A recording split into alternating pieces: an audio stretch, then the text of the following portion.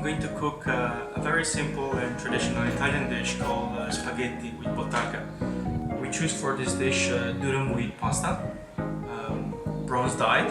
The pasta itself is really rough in order to attract more sauce and release a lot of starch. Together with this dish, we will use parsley, garlic, chili, and bottarga. This dish originates from the region of Sardinia, off the coast of Italy, located in the middle of the Tyrrhenian Sea. It used to be called a poor dish because of the ingredients that are involved here. And I can say that this is a typical traditional Sardinian because of the fact that we're using bottarga. Bottarga is, the real one is only found in the Sardinian island. The execution of this dish is really simple. I would like to take it to another level. Rather than the usual pasta boil in salted water, we're going to parboil it in salted water and then cook it in its own sauce, allowing in this way for the sauce to go within the pasta and the pasta to absorb everything, thus becoming richer and releasing more starch, achieving a very creamier, smooth, silky texture. Okay, so the first step is to chop some garlic. So we crush the garlic, we remove the skin. For what we are about to do, a couple of cloves of garlic is more than enough. I'm just going to finely chop it.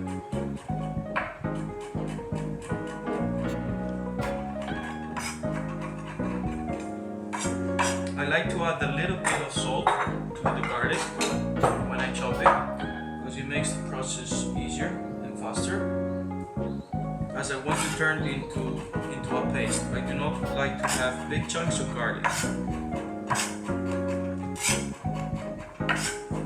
Once the garlic is chopped, we set it aside and we proceed with the next ingredient, chili. This is according to your likeness. In this case, we use a chili that is not so spicy.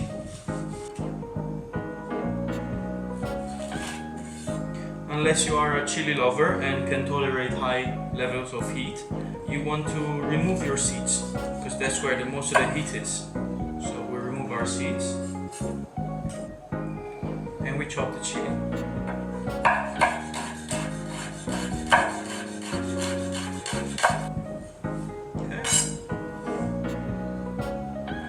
The next ingredient that we're going to use for this is parsley. So fresh parsley. We're going to pluck it leaf by leaf. We're going to chop it and add it only at the very last minute to preserve flavor and color. If you add herbs while you're cooking it, they will turn bitter.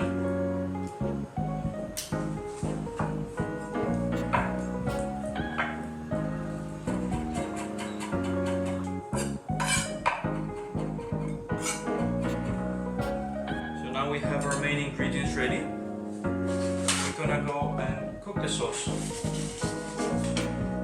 In order to cook the sauce, I have heavy bottom pan in order to retain the heat truly and evenly.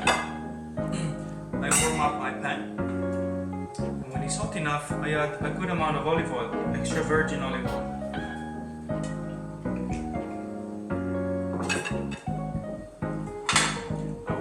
It's nice and hot before I add anything to it.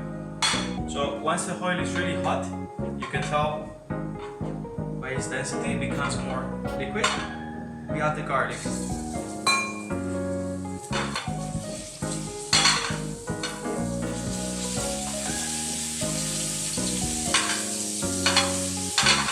I want to sweat it without color. I don't like it to be bitter. We're going to try to keep the sweetness in it. And after about 30 seconds, we can add the chilies you previously sliced.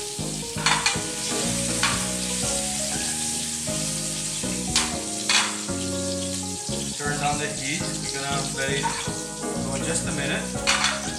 Now at this stage, we're going to add just a little bit of water.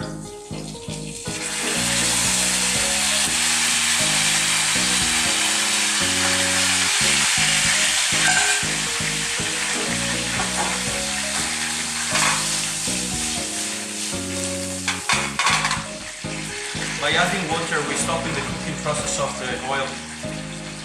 To boil pasta,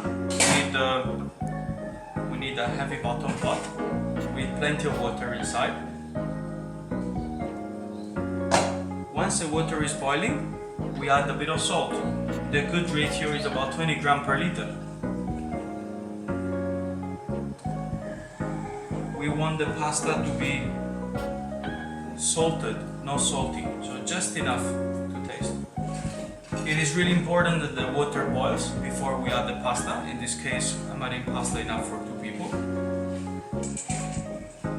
So this is what we want, this is what we're trying to achieve. We want the pasta itself to have the flavor with it. Apart from the sauce, the flavor has to be in it, inside. The method that I want to show today is almost like cooking risotto. So I'm going to parboil the pasta in boiling water first for just a few minutes, and then I'm going to transfer the pasta to the piping hot sauce, adding liquid 1 ladle at a time in order for the pasta to absorb it. The usual way of making pasta involves boiling pasta until it's almost al dente, meaning at the bite just enough to have a soft chunk in it, and then draining it and transfer it to the sauce, tossing it and then serving it right away. In this way that I'm doing, I want the pasta to be cooked in the sauce rather in a liquid, and we only going to give a little bit of liquid at the time when pasta needs it. Okay, so a few minutes are gone by and we can see that the pasta is still quite hard. Okay, so what I'm going to do, I'm going to transfer the pasta into the sauce.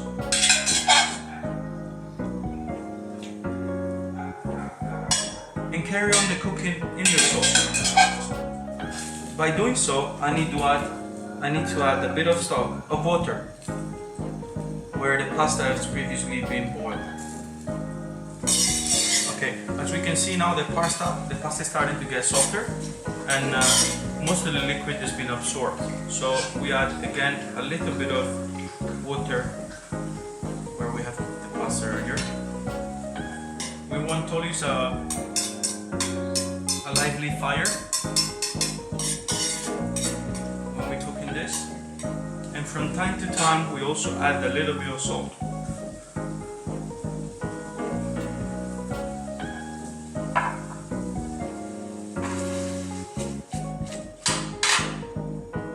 The worst thing that we could do is overcook the pasta, especially when it's a good one. So slowly, every few minutes, just check how it is according to our liking,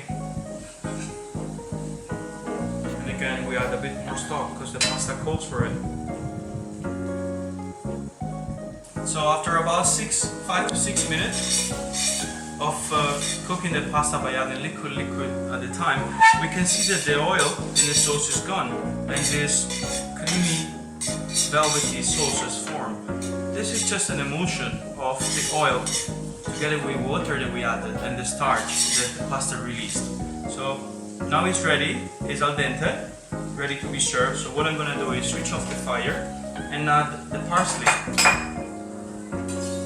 that we previously chopped at the very last minute, like we said in the beginning.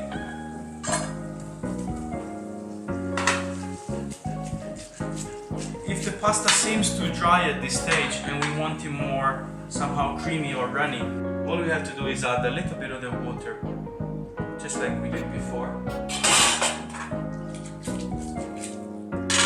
and just mix it around properly.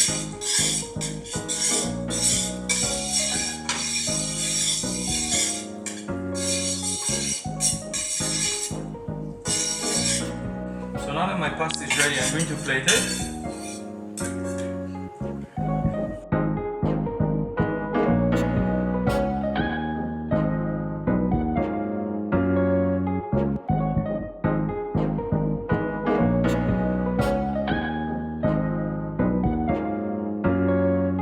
we have a little bit of sauce left in a pan and we don't want to waste this. So what we're gonna do is add a little water again and bring it back on a fire for a very brief moment, just enough to heat it up, and then we can spoon the sauce over our pasta. The last of the ingredient is going to be the bottarga over the pasta. Never cook it, and keep in mind that this is quite salty flavor, so we have to keep an eye on the salt level.